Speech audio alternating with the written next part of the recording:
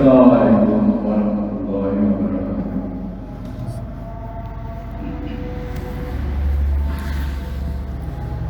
Allahu Akbar,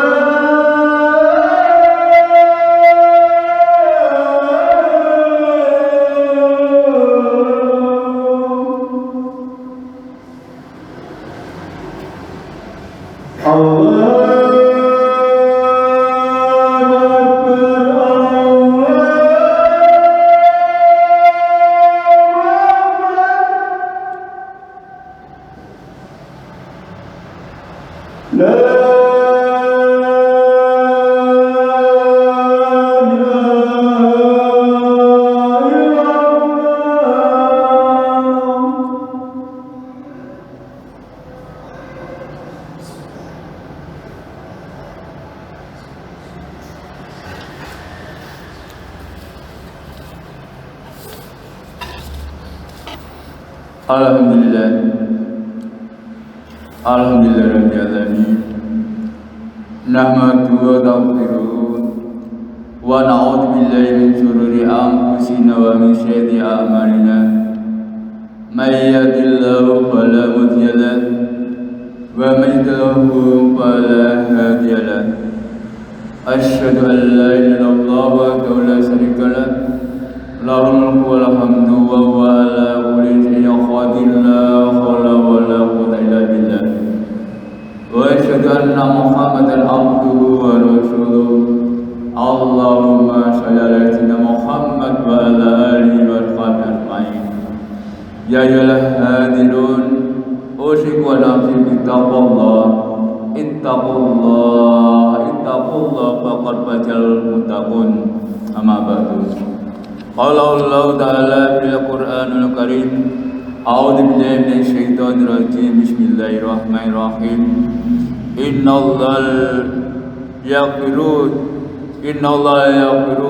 an yushraka bihi wa yaghfiru ma duna dzalika liman yasha. Wa may yusyrik billahi faqad iftara isman 'azima. Wa qala Nabi sallallahu alaihi wasallam, innama bu'istu liutammima makarimal akhlaq. Sadaqallahul wa sadaqa rasulullah. Hari ini kita insyaallah Jumat yang dimuliakan Allah, mengawali khutbah siang hari ini. Marilah kita bersama-sama menjadikan puja dan puji syukur kita kepada Allah Subhanahu wa taala yang telah melimpahkan dan mengkaruniai bagi kita sekalian dengan rahmat, taufik, hidayah dan kenikmatan-kenikmatannya. Baik itu kenikmatan yang berupa kesempatan, kesehatan, lebih-lebih nikmat Islam dan iman. Karena hanya dengan nikmat-nikmat Allah itulah kita sekalian, alhamdulillahirabbil alamin, pada siang hari ini masih mampu dan sanggup menjalankan sebagian kewajiban kita pada Allah, yaitu menghadiri dan menjalankan salat Jumat. Salam dan salawat marilah kita aturkan kepada junjungan Nabi Muhammad sallallahu alaihi wasallam serta keluarganya, sahabatnya dan para pengikutnya sampai hari kiamat nanti. Dalam kesempatan ini pula kami ingatkan dan mengajak khusus pada pribadi kami dan hadirin yang jamaah Jumat rahimahullah pada umumnya. Marilah kita senantiasa dan selalu meningkatkan mutu dan kualitas keimanan sekaligus ketakwaan kita kepada Allah Subhanahu wa taala dengan menjalankan apa yang telah diperintahkannya dan menjauhi apa yang telah dilarangnya. Karena hanya dengan bekal dan modal iman dan takwa itulah yang membawa kita kepada kebahagiaan hidup baik di dunia ini lebih-lebih di alam akhirat nanti. Hadirin dan jamaah Jumat yang dimuliakan Allah, bagaimana sabda Rasulullah yang saya baca dalam muqaddimah di atas yang berbunyi, innama bu'istu liutammima makarimal akhlaq. Sesungguhnya aku diutus hanyalah untuk menyempurnakan akhlak manusia. Dalam hadis yang lain dikatakan, akmalul mu'minina imanan ahsanul khuluqan. Sempurna iman seorang mukmin yaitu orang yang baik akhlaknya. Hari zaman Jumat rahimahullah, akhlak atau perilaku atau adab atau orang mengatakan etika merupakan suatu hal yang sangat penting dalam agama Islam. Bahkan dalam suatu riwayat pernah dinyatakan bahwasanya ada seorang perempuan yang ibadahnya rajin, puasanya rajin, namun karena akhlaknya yang tidak baik, Rasulullah mengatakan bahaya binar, dia dalam neraka. Nah, adab atau perilaku yang pertama yang harus kita miliki yaitu adab akhlak pada Allah Subhanahu wa taala. Akhlak pada Allah Subhanahu wa taala yang pertama yaitu kita harus iman, yakin adanya Allah Subhanahu wa taala. Allah sebagai pencipta alam semesta ini, Allah sebagai pemelihara dan yang mengatur alam semesta ini. Ini harus menjadi kuat keyakinan kita. Sehingga ada salah seorang sahabat bertanya pada Rasul, ya Rasulullah, berikan aku suatu nasihat yang saya tidak akan bertanya lagi. Apa jawaban Rasul? Dia hanya menjawab yaitu amantu billah, tumas yakin. Hendaklah kamu beriman pada Allah, percaya pada Allah, kemudian yakinlah kamu. Kenapa? Karena kalau orang itu sudah yakin betul, iman betul pada Allah Subhanahu wa taala, maka untuk kewajiban dia itu akan terasa mudah. Dan juga untuk menghindari perbuatan-perbuatan yang kurang baik itu juga akan mudah. Karena apa? Dia tahu, dia mengerti dampak daripada apa yang dia lakukan. Kalau baik dia tahu balasnya surga, kalau jelek dia tahu balasnya neraka. Maka dengan keimanan ini dia akan menjadikan suatu motivasi untuk beramal baik dan juga menjadikan sesuatu hal untuk menghalangi daripada perbuatan-perbuatan yang tercela. Maka dari itu, keimanan kita perlu kita pertahankan sampai akhir hayat kita. Dan yang namanya iman bisa bertambah dan bisa juga berkurang. Mungkin bisa bertambah, ketika bertambah itu orang itu akan senantiasa mentaati perintah Allah dan menjauhi perbuatan yang tercela. Itu kalau sedang bertambah. Namun ketika berkurang, itu dia untuk melaksanakan perintah-perintah Allah itu kadang-kadang berat, kadang-kadang dia tidak ada semangat, bahkan dia cenderung untuk meragukan Allah Subhanahu wa taala. Maka namanya keimanan perlu kita pupuk dan melaksanakan perintah-perintah dan kewajiban-kewajiban kita. Hari jamaah Jumat rahimakumullah. Setelah adanya keimanan yang mantap, ada pada Allah yang kedua, yaitu mengesahkan Allah atau tidak menyekutukan Allah. Karena Allah Tuhan yang Maha Kuasa, Tuhan yang menciptakan alam semesta ini. Tentunya Allah akan murka bila mana Allah itu dibandingkan, disejajarkan, disamakan dengan makhluk ciptaannya yang derajatnya jauh di bawah Allah Subhanahu wa taala, karena memang itu adalah ciptaan daripada Allah. Jangankan Allah Subhanahu wa taala sebagai Rabbul Alamin, kita manusia saja kalau kita disandingkan, dibandingkan, disejajarkan dengan makhluk yang selain manusia, kita pun tentunya akan marah. Lebih-lebih Allah Subhanahu wa taala. Maka dari itu jangan sampai orang itu menyekutukan Allah. Allah harus diesahkan. Sebagaimana surat Al-Ikhlas, qul huwallahu ahad.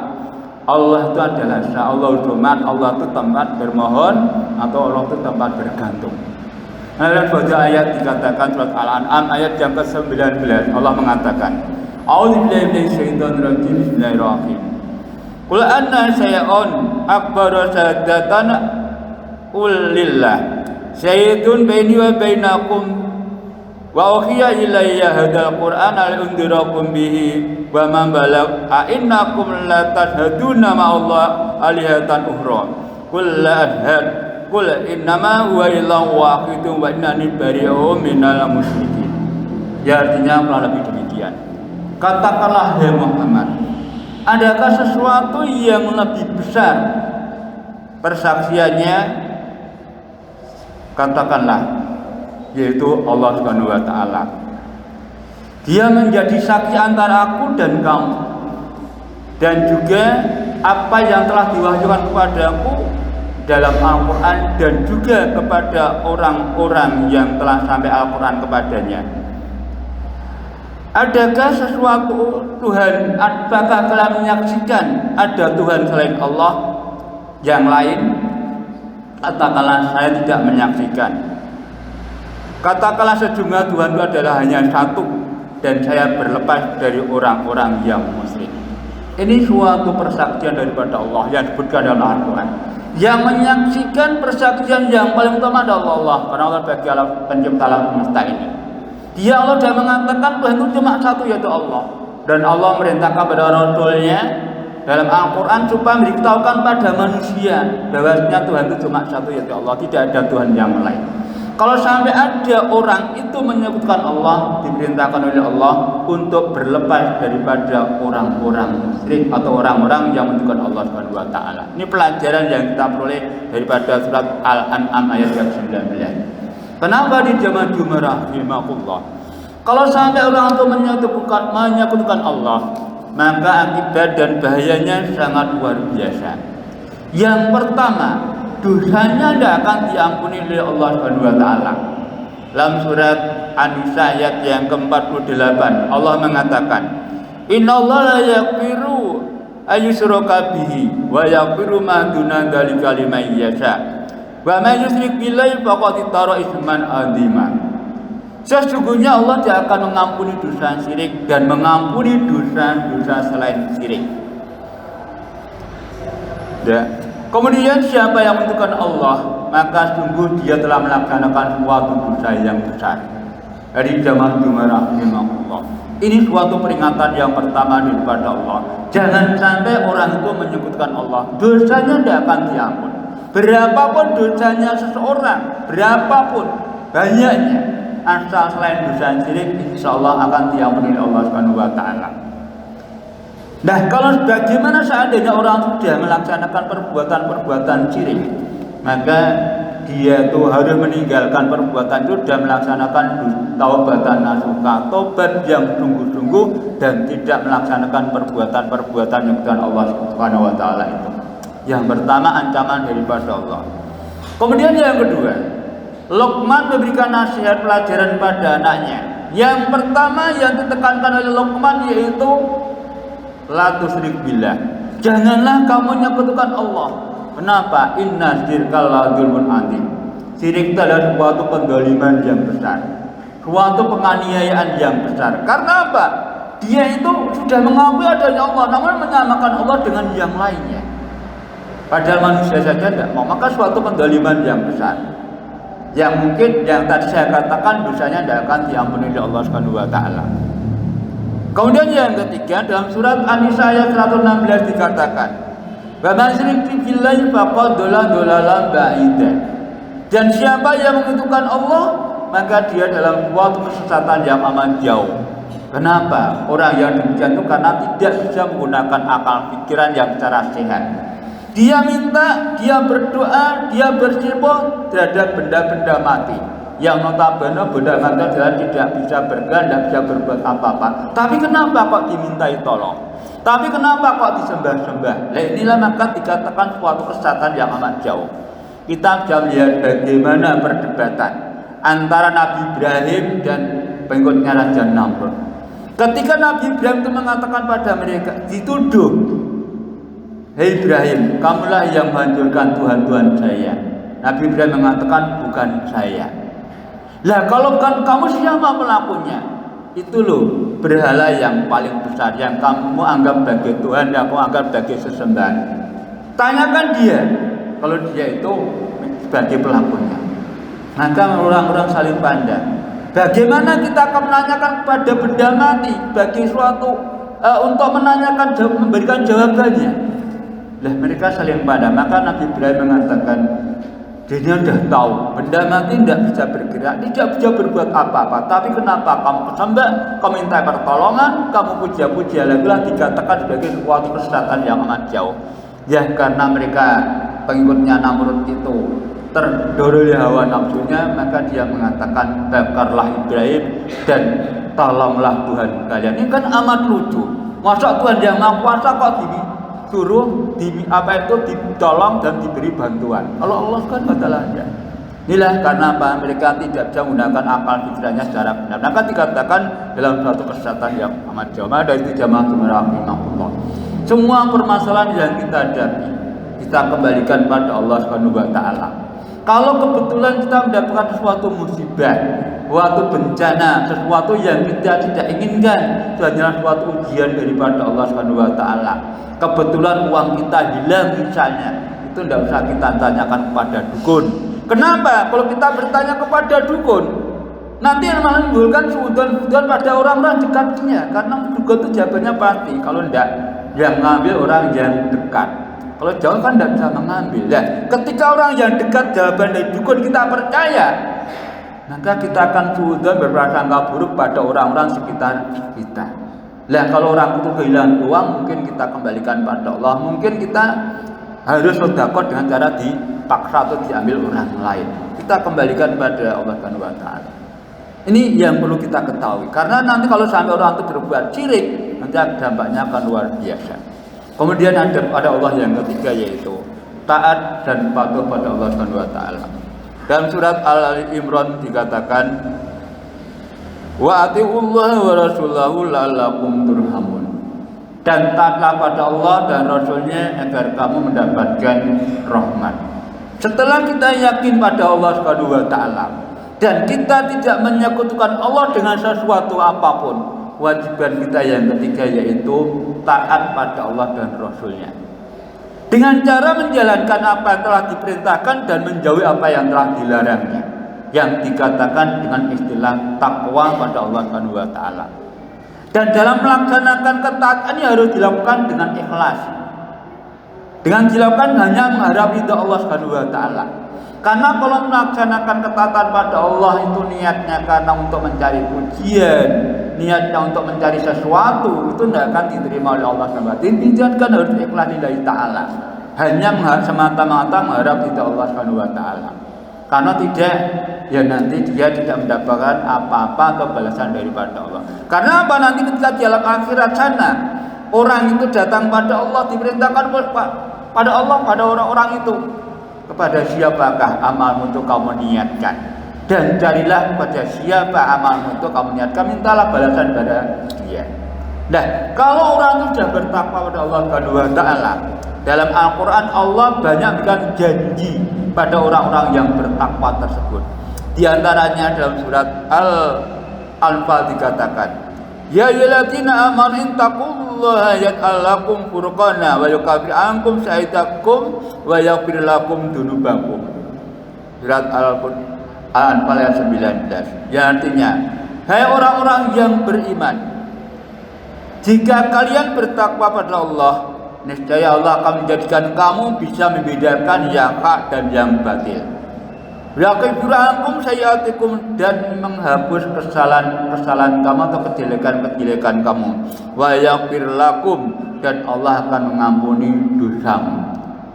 Ada 3 janji dari Allah dari ayat ini kalau orang itu bertakwa pada Allah. Yang pertama, dia akan mendapatkan furqan, bisa membedakan antara yang hak dan yang batil, yang salah dan yang benar, mana yang harus dilakukan dan mana yang harus dia tinggalkan. Ini karena apa? Dia dalam petunjuk hidayah daripada Allah Subhanahu wa taala berdasarkan ketakwaannya itu. Kemudian Allah akan mengampuni dosa-dosa dan kesalahannya.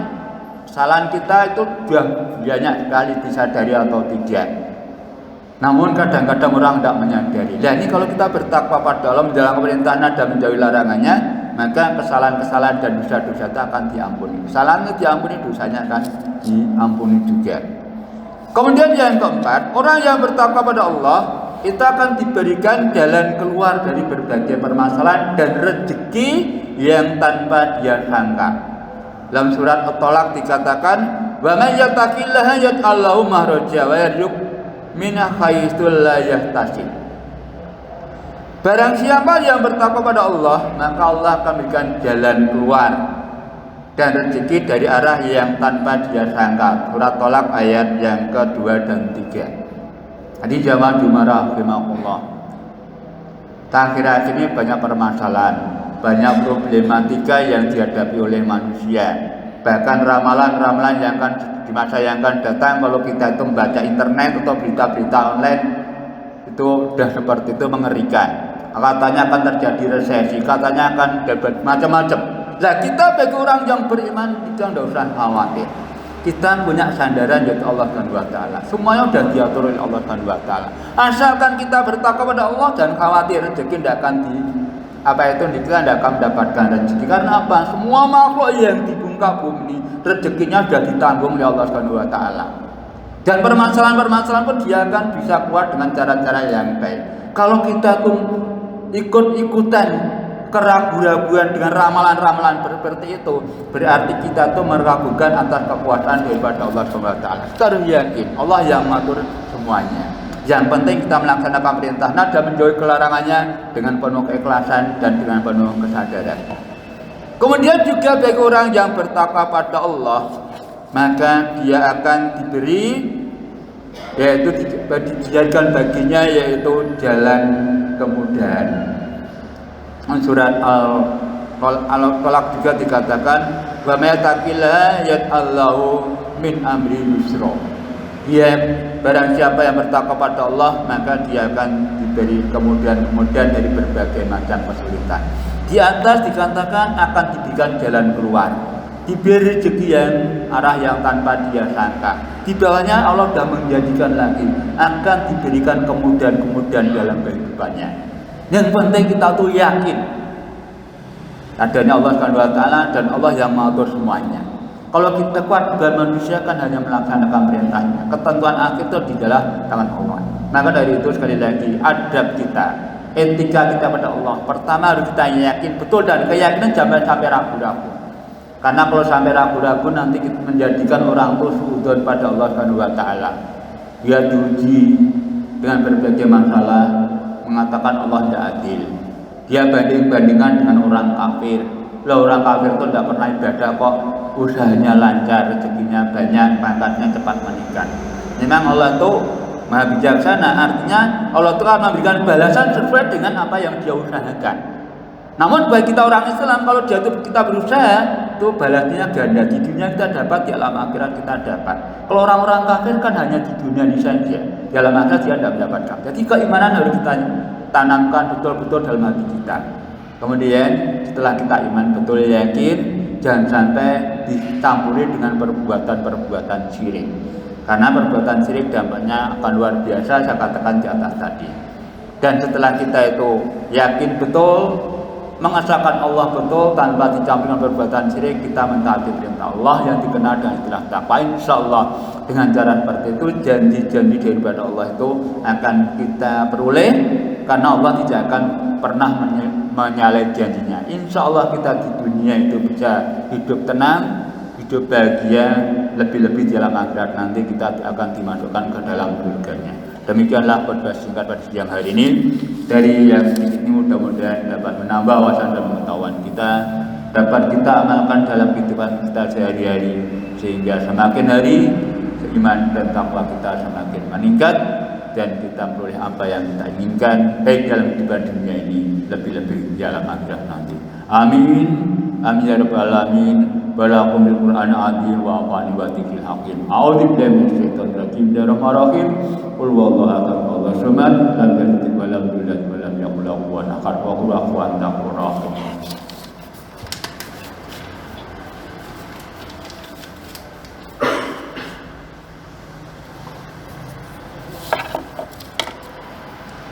Alhamdulillah, alhamdulillah rabbil alamin. Alladziina an'amna bi ni'matil iman wal islam. Asyhadu an la ilaha illallah wahdahu la syarika lahu wa asyhadu anna Muhammadan abduhu wa rasuluh. Allahumma shalli ala sayyidina Muhammad wa ala alihi wa sahbihi ajmain. Ya ayyuhal hadirun usiku wa nafsi bi taqwallah. Ittaqullaha haqqa tuqatih wa la tamutunna illa wa antum muslimun. Kama qala Allah ta'ala fil Qur'anil Karim. A'udzu billahi minasyaitonir rajim. Bismillahirrahmanirrahim. Ya ayyuhalladzina amanu taqullaha haqqa tuqatih wa la tamutunna illa wa antum muslimun. Irhamna bi rahmatika ya arhamar rahimin. Allahumma ighfir lil mu'minina wal mu'minat wal muslimina wal muslimat al ahya'i wal amwat innaka sami'un qaribun mujibud da'awat. Rabbana dzalamna anfusana wa illam taghfir lana wa tarhamna lanakunanna minal khasirin. Rabbana la tuzigh qulubana ba'da idh hadaytana wa hab lana minka rahmah innaka antal wahhab. Allahumma inni as'aluka huda wa tuqa wal afafa wal ghina. Allahumma inni as'aluka ridhaka wal jannata wa a'udzu bika min syaqwatika wan nar. Rabbi zidni ilma warzuqni fahma. Allahumma innal haqqa haqqan warzuqna tibaa wa arinal batila batila warzuqna tinaba.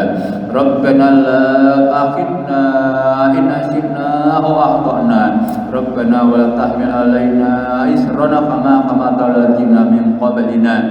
Rabbana wa la tuhammilna ma la taqata lana bihi wa'fu anna waghfir lana warhamna anta maulana ansurna 'alal qaumil kafirin. Rabbana atina fid dunya hasanah wa fil akhirati hasanah wa qina adzabannar walhamdulillahi rabbil alamin. Wallahu akbar.